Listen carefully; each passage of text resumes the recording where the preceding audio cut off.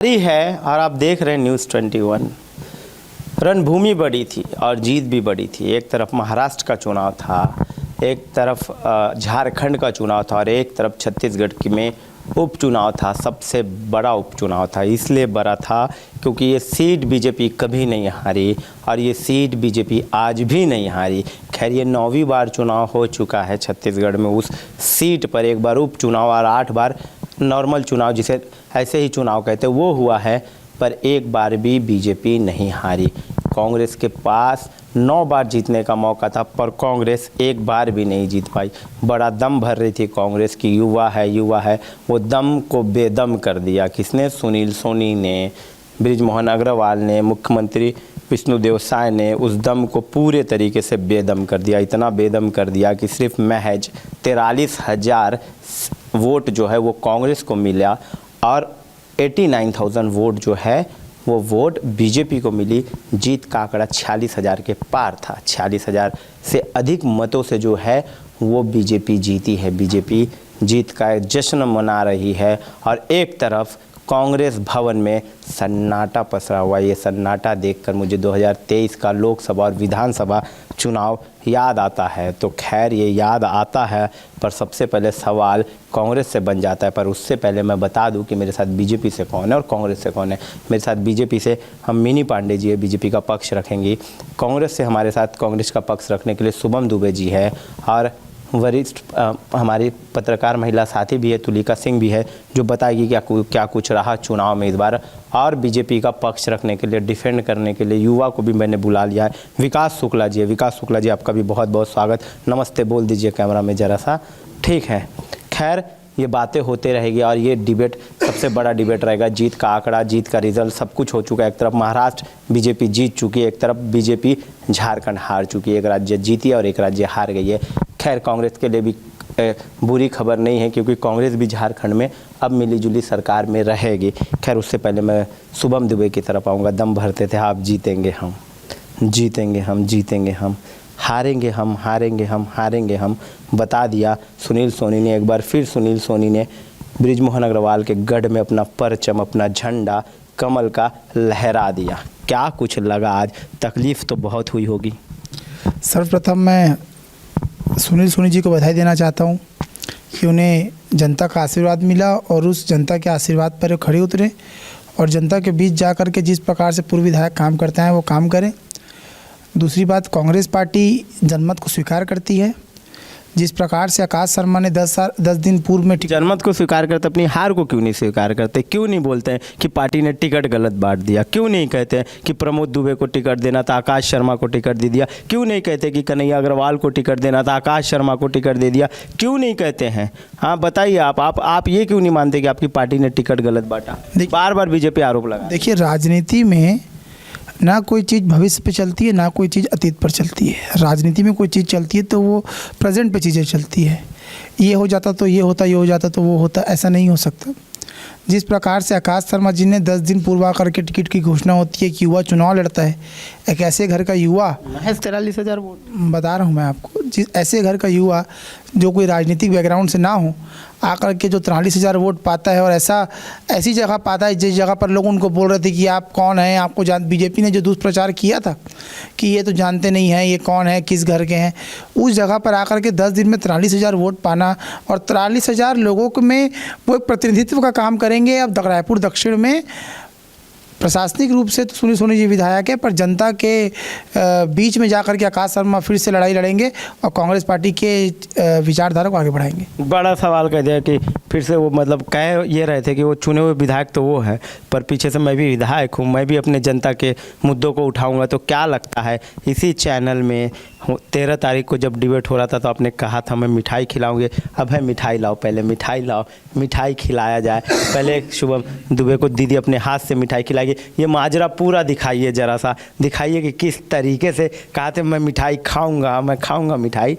हाँ, और आज मिठाई खा रहे हैं शुभम दुबे जी, खा रहे हैं और जीत की बधाई भी कहीं ना कहीं सुनील सोनी जी को दे रहे हैं। भाई ले लो मिठाई ले लो, और ये बड़ा हो जाता है। शुभम दुबे जी ने मिठाई खिला लिया, आपने जो दम भरा था कि मैं मिठाई खिलाऊंगी, आपने खिला के दिखा दिया। कि मैंने आज अपने छोटे भाई का मुंह मीठा किया, मेरे बहुत ही खुशी की बात है और सभी लोगों के लिए आज भारतीय जनता पार्टी के कार्यकर्ताओं के लिए खुशी की बात है कि हम इतने बड़े लीड से विधानसभा जीते हैं, क्योंकि भारतीय जनता पार्टी का एक एक कार्यकर्ता ज़मीनी स्तर पे काम करता है, कर्मठ है भारतीय जनता पार्टी का कार्यकर्ता। एक बात साफ बता दीजिए, पूरा प्रदेश जानना चाहता है, विधायक बृजमोहन अग्रवाल है या सुनील सोनी है? अब देखिए, अभी जीते हुए प्रत्याशी हमारे सुनील सोनी जी विधायक हैं, पर वो क्षेत्र विधानसभा इतने सालों से बृजमोहन जी के संरक्षण में है, तो वो आजीवन वहाँ के विधायक हमारे लिए रहेंगे। वो हमारे दिल में बसते हैं, वहाँ के एक एक लोगों के दिल में बृजमोहन भैया बसते हैं, तो वो हमारे लिए आजीवन। जीत किसकी है? जीत किसकी है? बृजमोहन अग्रवाल नहीं, बृजमोहन अग्रवाल की है या सुनील सोनी की? जीत भारतीय जनता पार्टी की है, जीत भारतीय जनता पार्टी के कार्यकर्ता की है, जीत भारतीय जनता पार्टी संगठन की है। एक एक कार्यकर्ता सवाल लेकर मिलेगा। सवाल लेकर कहूँगा, हार किसकी है? आकाश शर्मा की है या कांग्रेस पार्टी की? जीत जनता की है। हार किसकी है?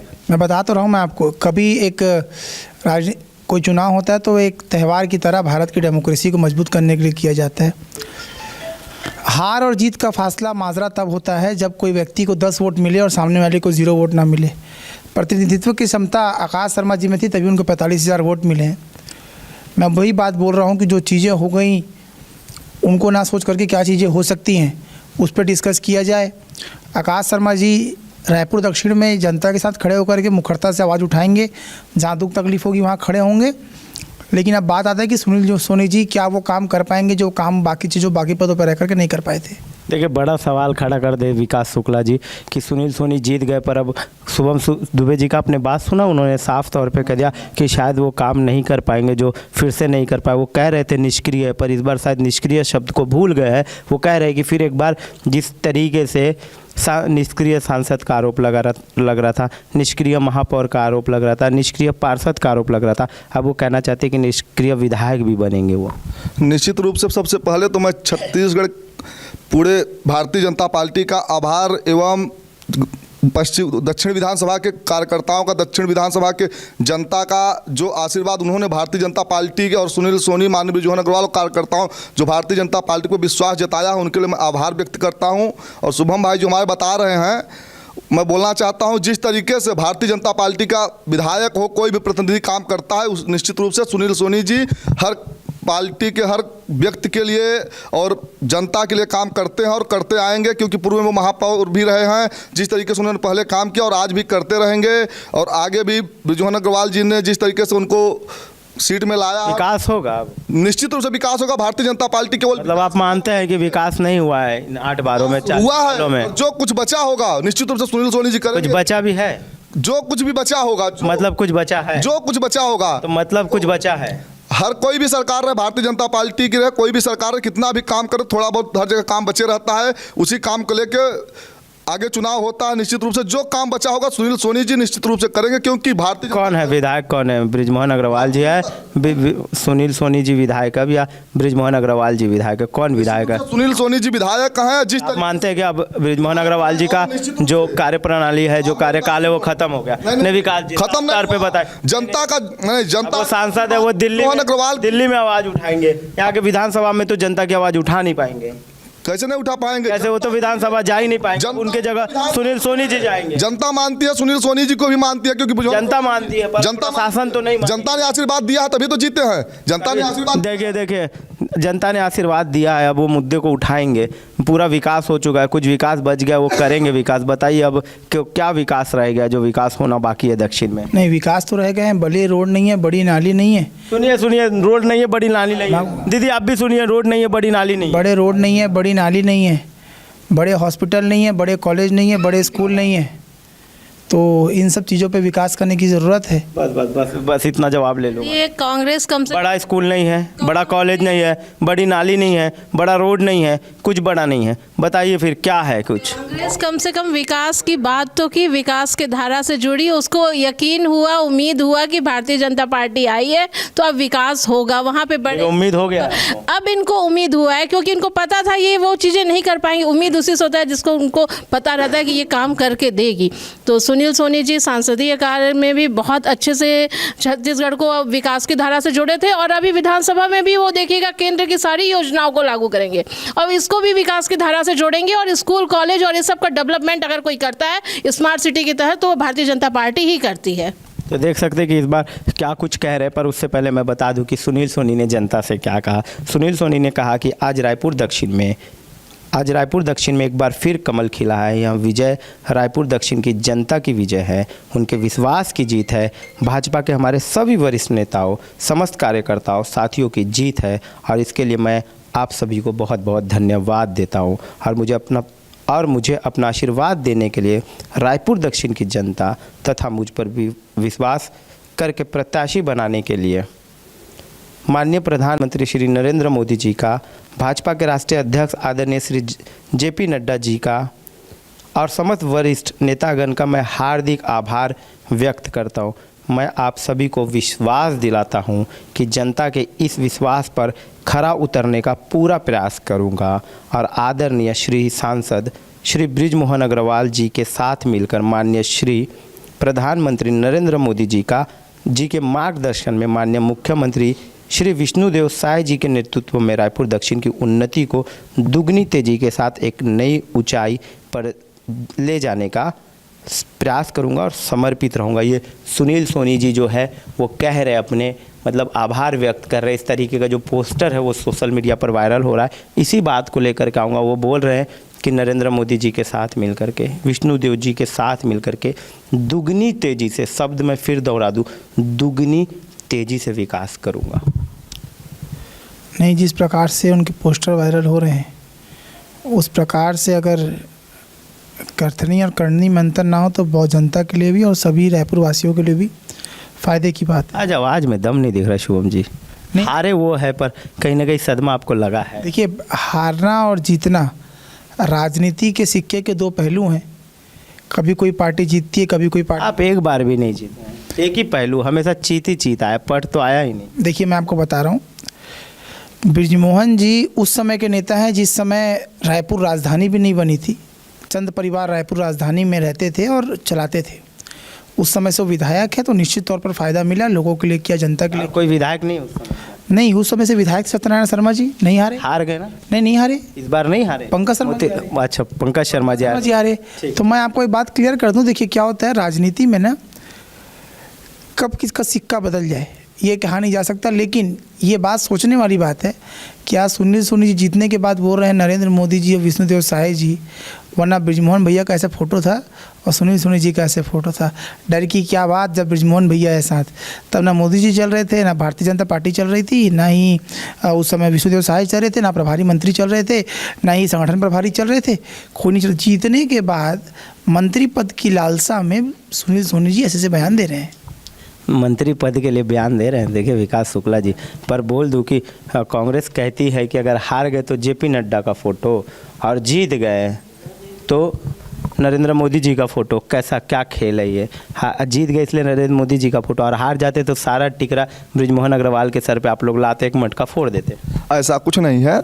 माननीय देश जो प्रधानमंत्री जी हैं, हमारे देश के अभी मोदी जी हैं भाई, उनके साथ उनका नाम लेने में क्या तकलीफ है? तो वो अब तो चुनाव में क्यों नहीं लिया आपने? क्यों नहीं लिए? कहाँ लिया चुनाव में? पोस्टर में कहाँ थे? जनता पार्टी का नारा लगाया, भारतीय जनता पार्टी जिंदाबाद, नरेंद्र मोदी जिंदाबाद, कहाँ नहीं लगाया? 4 वीडियो दिखाऊंगा शुभम भाई साहब। तो दिखाइए। 4 वीडियो है मेरे पास, भारतीय जनता पार्टी के नारे लगे हैं, नरेंद्र मोदी जिंदाबाद के नारे लगे हैं। क्या बात करते हैं? बृजमोहन अग्रवाल जिंदाबाद, विष्णुदेव साय जिंदाबाद। कितना भाई, हम हमारे देश के प्रधानमंत्री हमारे भारतीय जनता पार्टी के वरिष्ठ कैसे नहीं नाम लेंगे? सीधा सवाल है, रायपुर राजधानी है छत्तीसगढ़ की, सुनील सोनी जी मंत्री बनेंगे कि नहीं बनेंगे? अपने बड़ा सवाल, मंत्री बनेंगे कि नहीं बनेंगे, बड़ा निश्चित रूप से ये संगठन तय करता है कि कौन मंत्री बनेगा कौन नहीं बनेगा। रायपुर क्लस्टर से एक भी मंत्री नहीं है। पार्टी तय करेगी। दीदी की तरफ आऊँगा, रायपुर क्लस्टर से एक भी मंत्री नहीं, आपका सवाल लूँगा मैं। ये निर्णय संगठन लेती है। हमारे यहाँ संगठन सर्वोपरि है। इन लोग अलग अलग दिशा में जाते हैं, अलग अलग रहते हैं कि इनका नाम नहीं लिया, उनका नाम नहीं लिया, इस तरीके की बयानबाजी करते हैं। तो इनके यहाँ संगठन नहीं है, ये एक सूत्र में ये बंधे हुए नहीं है। हमारे यहाँ केंद्र से लेकर बूथ तक लोग एक सूत्र में बंधे हुए हैं। तो हर चीज़ का निर्णय संगठन बैठ करके लेती है, और मंत्रिमंडल का भी विस्तार होगा, नए मंत्री भी बनेंगे तो संगठन के निर्णय से वो भी होगा। बड़ा सवाल खड़ा हो जाता है, आपको बड़ा पेट में दर्द होता है कि सुनील सोनी जी को मंत्री बना देते, आप क्यों नहीं कांग्रेस में लाके उन्हें मंत्री बना देते? जिस प्रकार से साउथ अफ्रीका एक कंट्री है, उसके 2 कैपिटल हैं, एक केप टाउन, एक जोहान्सबर्ग। वैसे महाराष्ट्र के भी 2 कैपिटल है, एक बोलते वर्किंग कैपिटल है आपका मुंबई, और एक कैपिटल नागपुर, अगर कुछ दिक्कतें वहाँ पर आ गई तो। वैसे ही बड़ा संघ की तरफ इशारा है, छत्तीसगढ़ देख लीजिए, संघ की तरफ, संघ प्रमुख कार्यालय को इशारा कर रहे हैं। वैसे ही छत्तीसगढ़ में भी 2 कैपिटल है। एक कैपिटल अब छत्तीसगढ़ में कैपिटल है रायपुर, जो कि प्रशासनिक रूप से चुना गया है, और एक है जो इनके नेता ने चुना है, वो है सरगुजा।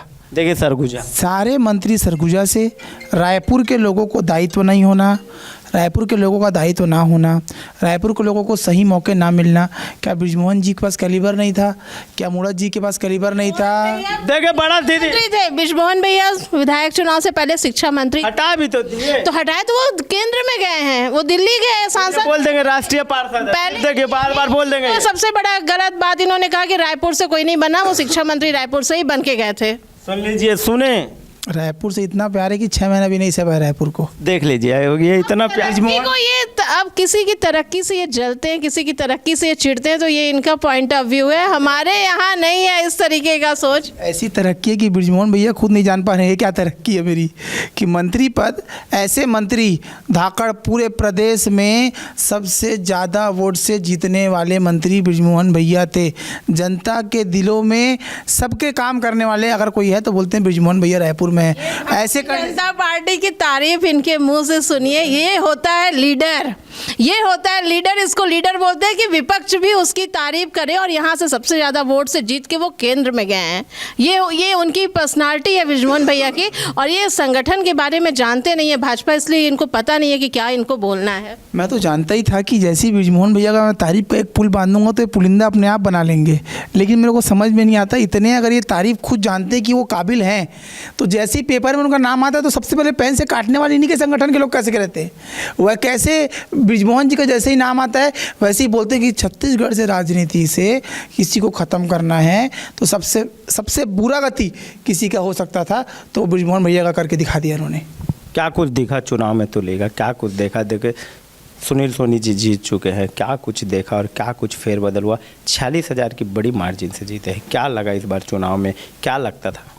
सर चुनाव में जो हुआ वो तो सभी ने देखा, लेकिन चुनाव से पहले जो हुआ था वो भी सबने देखा था। और हमें भूलना नहीं चाहिए कि सुनील सोनी जी का एक वीडियो वायरल हुआ था जो बीजेपी बोलती कि कांग्रेस ने वायरल किया है, और ये AI जनरेटेड वीडियो है, और कांग्रेस भी इस वीडियो को लेकर जमकर निशाना साध रही थी बीजेपी पर। तो इसका असर कहीं देखने को नहीं मिला इस वीडियो का। उल्टा लग रहा है कि कहीं उल्टा असर तो नहीं पड़ गया कांग्रेस का इस वीडियो पर। देखिए एजाज ढेबर के वार्ड से भी बीजेपी प्रचंड वोटों से जीती। बड़ा सवाल कर दिया इन्होंने, बड़ा सवाल। इनका जैसे हम होश में है ना, जैसे बोलते हैं कि अब हाजमोला खाते तो खाना पचता है, वैसे एजाज ढेबर का नाम लेते हैं तभी इनका खाना पचता है। इनको बड़ा घमंड था। हम पूछते थे कहाँ है इनके नेता, तो ये गिन गिन के बताते थे अरे वो अपने वार्ड में सक्रिय नहीं है, इनका वहाँ पर वार्ड में से वो वोट नहीं निकाल पा रहे हैं। तो सोचिए वो क्या रायपुर के लिए करेंगे। पहले खुद ही बोलते थे कि एजाज भैया तो दिख नहीं रहे हैं, अब बोलते हैं कि अपने वार्ड से वोट नहीं निकाल पाए। देखिए निष्क्रियता की बात इन्होंने छेड़ी थी। निष्क्रियता आज उदाहरण छत्तीसगढ़ यहाँ की ग्रामीण विधानसभा की जनता इनको दे रही है कि निष्क्रिय कौन है। अरे वो जो अपने वार्ड से लीड नहीं दे पा रहा, वो पूरा रायपुर से कहाँ लीड दे पाएंगे। उनको ये स्टार प्रचारक बना के घुमा रहे हैं, तो ये तो इनकी सोच। लेकिन देखिए मैं आपको चीज़ बहुत क्लियर तरीके से बता दूं कि जिस प्रकार से साफ तो आपका पार्टी नहीं बीजेपी बोले, साफ तो आकाश शर्मा को कर दिया। जितने अच्छे से एजाज ढेबर जी घूमे होंगे, जितना घूमे होंगे उसका 10% भी CM साहब नहीं घूमे। उनको देखिए बड़ी बात, देखिए अगर बृजमोहन जी का विधानसभा था, कोई ना कोई नेता आया भाषण। सारे नेता हमारे ग्राउंड पे थे। उस दिन भी मैंने आप ही की डिबेट में रैली से आई थी और इनको बोली थी कि जाके देखो आप, हमारे सारे शीर्ष नेतृत्व वहाँ पे है, इनके एक नेता कहाँ है, इनसे पूछिए आप। उस दिन भी ये जवाब नहीं दे पाए थे, आज भी ये जवाब नहीं दे पाए। ये सिर्फ आरोप लगाने से नहीं होता, इनको आत्ममंथन करने की जरूरत है। अब इनसे आप कहिए कि आत्ममंथन करें कि ये हारे क्यों, हार की वजह क्या है इनकी। आत्मा मंथन करने की जरूरत है। पर तुलिका का सवाल दोहरा दूँ, AI जनरेटेड वीडियो को बड़ा फॉरवर्ड किया आपने कि मुस्लिमों को गले लगा रहे हैं। वो AI जनरेट वीडियो काम नहीं किया शुभम जी, उल्टा काम कर गया। उल्टा काम। जब कोई बच्चा बड़ा हो जाता है और बहुत बड़ा पद निकाले तो IAS बन जाता है ना, तो जब माँ को कोई पूछता है कैसे पाले थे, तो बोले हम अपने बेटे को ना घी खिलाते थे। नहीं होने के बाद ना तमाम स्टोरियाँ बना ली जाती है, ठीक है। अब बात रही AI जनरेटेड वीडियो की, तो उसके लिए Bharatiya Janata social media cell ने कंप्लेन किया। कांग्रेस के एक कार्यकर्ता का नाम आया पर वो निराधार था, पुलिस ने खुद इसको क्लियर किया। तो कहाँ से कांग्रेस, सीधा सवाल है, भारतीय जनता पार्टी तुष्टीकरण की राजनीति करके अपने वोट को पक्का करने की काम कर रही थी। तुष्टीकरण की राजनीति करते हैं आप लोग, क्यों ऐसी राजनीति करते हैं? साफ छवि की राजनीति क्यों नहीं करते?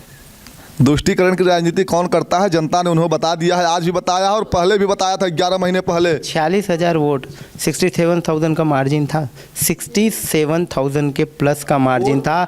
महज 46 वोट का परसेंटेज आप नहीं निकाल पाए। आपको वोटरों को निकालना था, आपको कैंपेनिंग चलानी थी।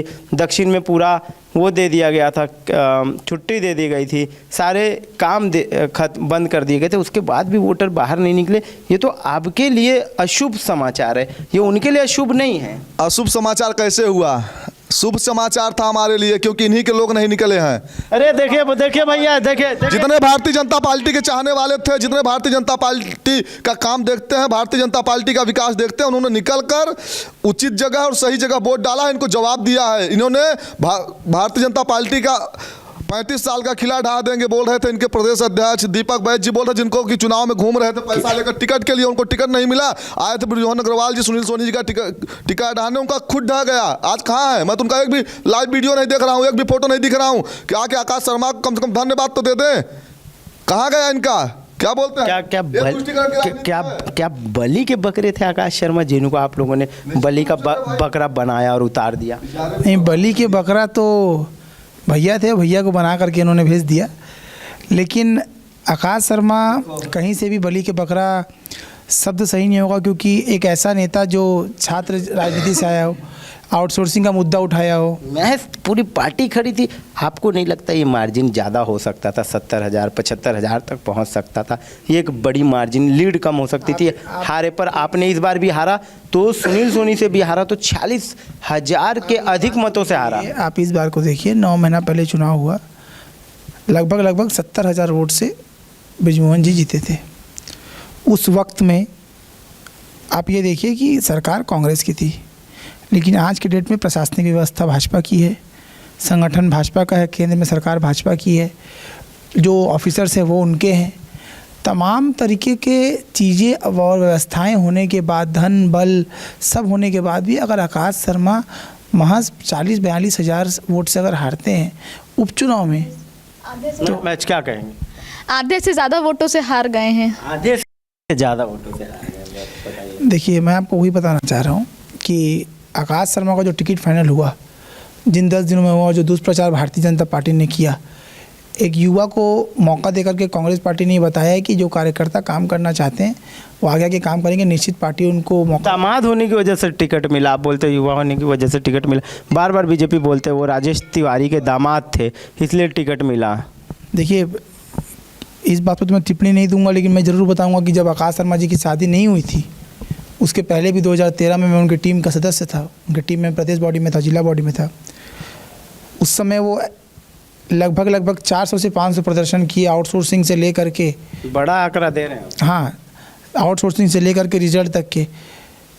निश्चित रूप से जनता तक हम वो चीज़ें नहीं पहुंचा पाए जो आकाश शर्मा ने की। आप तो उसी दिन बोले कि सुनील सोनी जी का पैसा घर घर तक पहुंचा और आकाश शर्मा घर घर तक पहुंचे। फिर तो क्या घर घर से आकाश शर्मा को भगा दिया गया? नहीं, आकाश शर्मा को भगाया नहीं गया, आकाश शर्मा को अपनाया गया। लेकिन 43,000 लोगों ने बस अपनाया। नहीं 43,000 लोगों ने अपनाया, लेकिन आप ये एक सोचने का विषय है कि जिस प्रकार से आकाश शर्मा ने दमखम से, देखिए अगर व्यक्ति से चुनाव नहीं लड़ा, आप कंपेयर करेंगे सुनील सोनी जी को आकाश शर्मा जी को, तो लोग जानते हैं कि किसमें दमखम था। सुनील सोनी जी, बृजमोहन जी, प्रशासनिक व्यवस्था, केंद्र सरकार, तमाम पुलिस ऑफिसर्स, तमाम पुलिस तो नहीं कहूँगा, तमाम ऑफिसर्स, ऐसे तमाम ऐसे लोग थे जो कहीं ना कहीं भारतीय जनता पार्टी के पक्ष में प्रचार कर रहे थे। तमाम ऐसे वीडियोस भी आए। और एक युवा 30-32 साल का लड़का अगर बाहर निकल करके इतने बड़े आइडल्स के बीच में अगर चुनाव लड़ता है और दमखम से लड़ता है सिर्फ युवाओं के दम पर, तो कहीं ना कहीं 42,000 वोट सही कांग्रेस है। ने क्यों नहीं फिर से कांग्रेस ने एक्सपीरियंस नेता को क्यों नहीं टिकट दिया? क्या उनके पास कोई ऐसा सक्षम नेता नहीं था? ये सवाल रहेगा मेरा। देखिए, पार्टी सिर्फ एक चीज़ों पे आकलन नहीं करती, कई बार पार्टी ये भी देखती है कि भविष्य में किन चीज़ों को हमको चलाना है, किन नेताओं को हमें पार्टी का पक्ष रखना है। जिस प्रकार से आप बात करेंगे तो छत्तीसगढ़ में ऐसे कई नेता थे जो पहले चुनाव अपना हार गए, उसके बाद बड़े नेता बने, चाहे भूपेश बघेल जी हो। ये सीट पर एक बड़ा दाव कांग्रेस खेल सकती थी। इस सीट पर जो आप लोगों ने खेला नहीं, बड़े नेताओं को अपने साइड लाइन करके दूसरे सीटों पे आकाश शर्मा को आप आजमाया जा सकता था। पीछे अगली बार 2026 के भी चुनाव, 27 के चुनाव में आप वो चीज़ें कर सकते थे। अगले चुनाव में, अगले विधानसभा के चुनाव में आप आकाश शर्मा को कोई और अन्य सीटों से टिकट दे सकते थे, पर ये सीट आपके लिए जीतना क्या अहम नहीं था? क्या नहीं लगता था कि कांग्रेस ने इसे बहुत हल्के में ले लिया और उसका नतीजा ये मिला कि आप बहुत अधिक मतों से हारे हैं?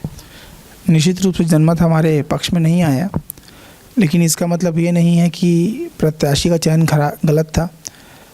जिस प्रकार से आकाश शर्मा ने तमाम ऐसे मुद्दे उठाए थे प्रदेश लेवल में, जो कि लाखों मुद्दे काम नहीं किए शुभम जी। नहीं, एक विफलता हमारी ये रही कि जो आकाश शर्मा जी ने किए पिछले 10-12 साल में युवाओं और छात्रों के लिए, हम कहीं ना कहीं चूक हुआ, हम पहुंचा नहीं पाए, लोगों को बता नहीं पाए। आप तो बोले ना घर घर पहुँचे। हाँ पहुँचे, पर हम उनकी जो कीर्तिमान थे, वो नहीं पहुंचा। अचीवमेंट थे, वो पहुँचाने में हम असफल। क्या दरवाज़ा छू के आ जाते थे? नहीं, आकाश शर्मा पहुँचे। आप समझिए दोनों चीज़ों में अंतर है कि आपका कहीं जाना और आपके कीर्तिमान का कहीं जाना, दोनों में अंतर है। तो जो उनके कीर्तिमान थे, जो उनके अचीवमेंट्स थे, वो हम कहीं ना कहीं पहुँचाने में सफल। देखिए, बड़ा सवाल खड़ा हो जाता है। आप एक बार फिर चुनाव जीत गई है, पर नगरीय निकाय आपके सामने है। नगरीय निकाय का एक बड़ा रणभूमि आपके सामने। क्या लगता है इस चुनाव को कैसे देखेंगे? ये तो जीत है आपकी, पर ये जीत इसलिए भी है क्योंकि ये जीत पर जीते हैं आप, कभी हारे नहीं हैं, इसलिए ये जीत है, हार नहीं है। जीतना तय हो जाता है जब बृजमोहन अग्रवाल किसी सीट पर चुनाव लड़ते हैं या बृजमोहन अग्रवाल किसी के साथ खड़े होते हैं तो उनकी जीत पक्की हो जाती है। ये आपके लिए जीत हो सकती है, पर ये जीत तो पहले से जीत थी। पर अब मुझे ये बताइए कि नगरीय निकाय चुनाव को लेकर के क्या कुछ तैयारी रहेगी बीजेपी की? क्या इसी तरीके की जीत 2023 में जो देखने को मिला था, वो जीत 2023 के बाद 2024 के 2025 के नगरीय निकाय चुनाव में देखने को मिलेगा, या फिर से आपको मुंह की खानी पड़ेगी 2018 की तरह, जैसे आप 14 सीटों पर सिमट गए थे? नहीं, देखिए, नगर निगम चुनाव अब सबसे बड़ा चुनाव है, ये कार्यकर्ताओं का चुनाव है और को नया महापौर देंगे। बिल्कुल भारतीय जनता पार्टी का महापौर बनेगा। आज मैं आपके इसी चैनल के माध्यम से बोल रही हूँ। फिर मिठाई खिलाएंगे और फिर मैं मिठाई खिलाऊंगी और मिठाई लाऊंगी और अपने भाई का मुंह मीठा कराऊंगी। और नगरीय निकाय चुनाव में भी इस बार देखिएगा महापौर हमारी आखिरी टर्न आऊँगा बस, अब आखिरी। घमंड तो रावण का भी नहीं टिका, ठीक है। ये यकीन है, ये हमको अपने संगठन पे यकीन है, अपने हमको यहाँ की जनता पे यकीन है। जो त्रस्त है, जनता नगर निगम से त्रस्त है ना, वो उस एक वोटर पे मुझे यकीन है कि वो भारतीय जनता पार्टी को वोट देके जिताएगी। 15 साल अपने डेवलपमेंट का डमरू और ढोल बजाने वाले बात करते हैं। आप भी तो बस 5 ही साल जीते। 5 ही साल नहीं, एक टर्म जीते हैं हम। हाँ, एक ही टर्म जीते। 5 साल का एक टर्म मतलब 5 ही साल जीते। वो 5 साल में बहुत से भयावह स्थिति भारत ने देखी और दुनिया ने देखी, जिस बात का मैं जिक्र ना ही करूं तो विधानसभा में नंगे पुरुष भी हमने देखा जो आपके काल में दौड़े थे, आपको याद आता होगा। तो बड़ा डिबेट किया था मैंने। किस मुद्दे पर दौड़े थे? वो इस मुद्दे पर दौड़े थे, आरक्षण के मुद्दे पर। उसमें वो ऐसी हमारे भाई थे क्यों दौड़े थे कि बृजमोहन रमन सिंह जी ने अपनी सरकार में ये बात कही थी कि 12% से ले करके जो उठा करके आरक्षण की सीमा को 16% कर देंगे, जो उन्होंने नहीं किया था और वो मामला लंबित था। तो जब वो युवाओं ने ऐसे प्रदर्शन किए, नगर प्रदर्शन किए, मामले आप क्यों नहीं भुना पाते हैं? जब वो नग्न प्रदर्शन हुए तो उस प्रदर्शन के बाद विधानसभा चल रहा था उस वक्त, जहाँ आपको याद होगा, आप तो रिपोर्टिंग ग्राउंड पे कर रहे थे, तो उस वक्त विधानसभा चल रहा था और विधानसभा में ये बात को क्लियर किया गया कि हमारे पास ऐसा कोई प्रकरण नहीं है। रमन सिंह जी की दौर में वो प्रकरण आए थे और उसका खामियाजा बच्चों ने 5 साल भुगत के पाया था। देखिए बड़ा आपके वजह से दौड़े थे। देखिए ये तो इनको है अपने चीज़ों को छुपाना, ढकना और दूसरे पे पत्थर आरोप लगा देना करके, और इनके समय में पूरा 5 साल बूढ़ा तालाब धरना स्थल कभी खाली नहीं रहा। पूरा 5 साल धरना स्थल खाली नहीं। खैर अब 1 मिनट में ये पूरे 5 साल कोई ऐसा नहीं रहा जो धरने पे नहीं बैठा होगा। तो ये तो इनके जो वादा खिलाफी है उसका परिणाम है। वादा खिलाफ वादा भारी पड़ गई। देखो, मैं 2 टर्म्स क्या हुआ तेरा वादा और क्या हुआ वो इरादा? नहीं, वो क्या हुआ तेरा वादा और क्या हुआ इरादा से पहले इन्होंने कहा वादा खिलाफी और धरना स्थल। धरना स्थल रायपुर से उठा करके कांग्रेस ने नया रायपुर किया था और तूता किया था। ताकि लोगों को पता न चले कि लोग वहाँ पे पानी में भीगते परेशान होते 24 घंटे धरने पे बैठे हैं, लोगों को पता न चले करके धरना स्थल ये दूसरी जगह शिफ्ट कर रहे हैं। देखो कितना अच्छे से वर्णन किए धरना स्थल का। अरुण साहू जी गए थे, विजय शर्मा जी गए थे कि जिस दिन सरकार बनेगी 10 दिन बाद हम धरना स्थल को रायपुर में लेके आ जाएंगे। तो वहाँ तो कॉम्प्लेक्स बना रहे हैं।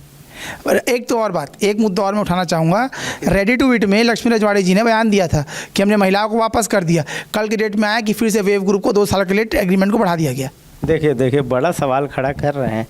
मैं बार बार पूछ रहा हूँ विकास जी, दक्षिण में विकास होगा या विकास नहीं होगा? निश्चित रूप से विकास होगा और हमेशा होता रहा है और आगे भी जो बचा कुचा काम रहेगा निश्चित रूप से विकास होगा। विकास की ओर पर भारतीय जनता पार्टी हमेशा काम करती है, इसीलिए प्रचंड जीतों से जीतती है। नया महापौर मिलेगा? निश्चित रूप से मिलेगा नया महापौर और भारतीय जनता पार्टी का ही महापौर। जब आपकी सरकार थी तब तक महापौर नहीं थे, सबसे ज़्यादा आप हारे हैं। हर नया महापौर देखने को मिला है, कांग्रेस का महापौर देखने को मिला है। जिस तरीके से जनता ने अभी विश्वास किया है पार्टी पर और विकास पर, उस तरीके से हमारा भी विश्वास है और हम सबको मेहनत और हम सब ऐसा काम करेंगे जिससे लोग खुश होकर, जिससे भारतीय जनता पार्टी इतना ऐसे काम करेगी, विकास के रास्ते पर चलेगी, निश्चित रूप से भारतीय जनता पार्टी का महापौर बनेगा। क्या कुछ सवाल रहेगा? आखिरी सवाल पूछना है, कुछ अच्छा सा सवाल पूछ लो। मेरा सवाल बीजेपी से रहेगा। सुनील सोनी जी पार्षद रहे, सभापति रहे, महापौर रहे, सांसद रहे, विधायक भी बन गए, मंत्री बनेंगे कि नहीं? अरे मंत्री बनेंगे कि नहीं? देखिए हमारे यहाँ ये संगठन निर्णय लेगा कि आगे क्या होने वाला है। और हमारे यहाँ देखिए कार्यकर्ता इतना पावर रखता है भारतीय जनता पार्टी में, वो सक्षम है सभी कोई, पर संगठन सर्वोपरि है। अभी संगठन निर्णय लेगा कि आगे क्या होगा, इसके लिए तो आपको भी इंतजार करना पड़ेगा। अभी आप मिठाई खाइए और आगे भी हम मिठाई खिलाएंगे आप। बस मैं एक सवाल आखिरी अंतिम ये पूछना चाहूँगा कि क्या अब अगले बार भी गोलू की जगह मोलू और मोलू की जगह गोलू बैठ जाएगा? देख लीजिए, ये इनका इस तरीके का भाषा ही इनको अभी तक डुबाते जा रहा है। आगे भी इनको नीचे स्तर पे ये जाएंगे अपने इस तरह के भाषा के प्रयोग में। ये अभी भी भारतीय जनता पार्टी को समझ नहीं पाए। तारीफ करते हैं, ये धीरे धीरे समझ रहे हैं कि भारतीय जनता पार्टी क्या है, यहाँ के नेताओं और यहाँ का संगठन क्या है, समझ रहे हैं, पर इनको समय लगेगा। और ये खुद अभी जैसे आज ये बृजमोहन भैया की तारीफ किए, सुनील सोनी जी की तारीफ किए, आगे ये संगठन की भी तारीफ करेंगे। इनको पता जिस प्रकार से भारतीय जनता पार्टी चंद नेताओं के द्वारा पोसी गई पार्टी बन चुकी है। देखिए चंद नेताओं के द्वारा पोषे गए, चंद व्यापारियों के द्वारा, चंद व्यापारी। देखिए मैं आपको बता रहा हूँ, आज आपके चैनल के माध्यम से पूरा भारत आपके चैनल को देखता है। मैं आपके चैनल के माध्यम से स्पष्ट बता दूं कि अगर आज भारत में कोई व्यक्ति सेफ है तो ना वो आप है ना वो हम है, वो है श्री गौतम अडानी। उनको बचाने वाले कौन कौन है? आपको बचाने के लिए कौन हो सकता है? आपके भाई हो सकते हैं, आपके पिता हो सकते हैं, आपकी माताश्री हो सकती है। इनको बचाने के लिए 10 परिवार के सदस्य लगे हैं। प्रधानमंत्री, गृह मंत्री, SB, CBI और ED, IT, हर तरीके से सेबी हर तरीके से कोशिश कर रहे हैं कि हमारे परिवार का घेरा बना करके बीच में, अगर कोई सेफ है आज की डेट में, छत्तीसगढ़ तो अपराधगढ़ बन ही चुका है। छत्तीसगढ़ पूरा भारत के जितने भी नेता हैं, भारतीय जनता पार्टी की सरकार एक ही को बचाने के लिए लगी हुई है, और वही गौतम अडानी। देखिए बड़ा सवाल खड़ा है। ये ऐसा परिवार, ये खुद एक परिवार, पूरी कांग्रेस पार्टी एक परिवार पे टिकी हुई है। वो पूरा परिवार जमानत पे बाहर है। पूरी कांग्रेस पार्टी एक परिवार पे टिकी है, पूरा परिवार जमानत पे घूम रहा है। तो वो किस बेस पे आरोप लगा रहे हैं? भारतीय जनता पार्टी इतनी बड़ी पार्टी है, और अब जो भी भारतीय जनता पार्टी कभी भी किस बिना पे आरोप लगाते शुभम जी? जिस प्रकार से इन्होंने ओबीसी समाज को भड़काया, दंगे भड़काने की कोशिशें किए मोदी सरनेम के ऊपर, और जिस मुद्दा में इनके ही लोग घुस करके दंगे भड़काए हैं, आप देख रहे हो ना। अरे अब ये कहाँ पे बोल रहे हैं ये? आज सतनामी समाज, ओबीसी समाज, ये इनके विधायक घुस करके दंगा भड़काए हैं, जेल में बैठे हुए। अरे पूरी पार्टी जमानत पे है। ये क्या हम पार्टी जमानत पे? पूरी पार्टी जमानत का इंतजार कर रही है। कुछ जमानत पे, कुछ जमानत का इंतजार कर रहे हैं। ये किस बेस पे हमको बोलते हैं ये? आपके पूर्व सर, एक कांग्रेस से एक सवाल रहेगा, अगर गौतम अडानी की बात कर रहे हैं तो मेरा ये सवाल रहेगा कि 5 साल में सौरभ चंद्राकर कितने सेफ रहे? देखिए, नहीं, निश्चित तौर पर इनके जवाब देने से पहले इनका मैं बात कर लूं कि जिस प्रकार से बोल रहे थे देवेंद्र भैया के लिए, वहाँ पर भाजपा के जिला अध्यक्ष मौजूद थे, पूर्व विधायक मौजूद थे, मंच पे बैठे थे, सबसे पहली बात। दूसरा, इन्होंने कहा कि सौरभ चंद्राकर, केंद्र सरकार आपकी है, अकॉर्डिंग टू शेड्यूल 8 पावर आपके पास है। सबसे ज़्यादा महादेव ऐप पर कार्रवाई पूरे देश में कहीं पर हुई तो छत्तीसगढ़ में हुई, लगभग 1300 लोगों की गिरफ्तारियां हुई हमारी सरकार में। बीजेपी सरकार आने के बाद कार्रवाई की गई है। जितने महादेव के जितने भ्रष्टाचारी हैं, आपके अधिकारी हो, जो भी हो, जितने कार्रवाई किया गया है, भारतीय जनता पार्टी सरकार बनी है, इसके बाद कार्रवाई किया गया है। टामन सिंह सोनवानी अभी 4 दिन पहले गिरफ्तार हुए हैं। सौम्या चौरसिया को देखो, रीनू साहू को देखे, क्या इनका लगाव था उनसे? भूपेश बघेल जी अलग वकील करके उनकी जमानत ले रहे थे। क्या बात करते हैं कांग्रेस के लोग? देखिए, हमको बोलते हैं हम अपराधियों के, ये तो अपराधी पैदा कर रहे हैं। इनके कार्य सुन लीजिए, अपराधी पैदा होते हैं। और आज छत्तीसगढ़ का जो माहौल बिगड़ा है ना, वो अभी तक इन कांग्रेसियों के चलते बिगड़ा हुआ है। ये कांग्रेसी षड्यंत्र करना छोड़ दें, अपराध करना छोड़ दें, तो छत्तीसगढ़ आज शांति प्रिय प्रदेश बन जाए। ये तो मैं वही बोल रहा हूँ कि बस खत्म करें। देश में कुछ होता है, आखिरी देश में कुछ होता है तो नेहरू जिम्मेदार, और छत्तीसगढ़ में हो तो भूपेश बघेल जिम्मेदार।